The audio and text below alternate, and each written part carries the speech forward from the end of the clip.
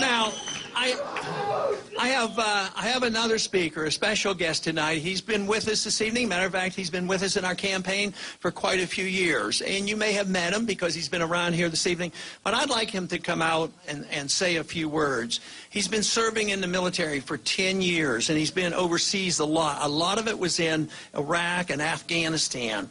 And he was on TV tonight, and he didn't quite get to finish his statement. So I've asked him if he would come out and make his comments about why he supports our foreign policy, why he is fighting for the Constitution, and what he thinks we should do. But I would like to invite out now Jesse Thorson to come out and say a few words to you. Thank you.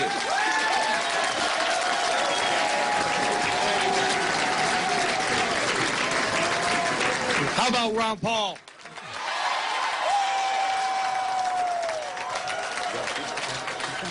If there's any man out there that's had a vision for this country, it is definitely him. His foreign policy is by far, hands down, better than any candidates out there, and I'm sure you all know that.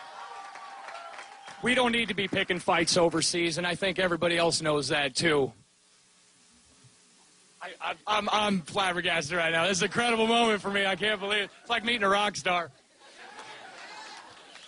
But you know what? We're going to go to New Hampshire. We're all going to get involved. We're going to keep getting online. We're going to keep talking to people. And we are going to make sure this man is the next president of the United States.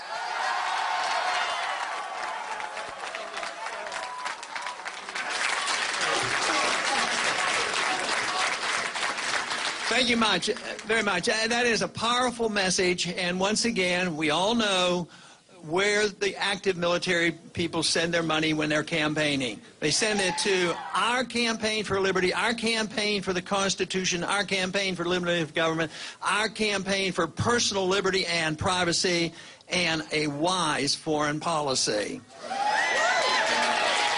The most important thing we have to remember is we want to have influence in the world. That's very important. We want to be active in the world. We want to talk to people and work to people, trade with people, and be friends with people. But what we need to realize is our ways. You know, there's people who say that we are an exceptional nation, and we certainly are and have been, but we're slipping. But this idea that our exceptionalism out of desperation say that we are so exceptional, what we must do is prove it to the world. We have to send our troops around the world and force it down their throats. If they don't do it, we'll, invade them and occupy them and force election on them. I'll tell you the best way to spread our message, and that is do our job at home. Preserve our liberties at home. Provide the free market. Have a sound currency. Balance the budget. Set an example and get the rest of the world to emulate us. That is the road to peace and prosperity. Thank you very much.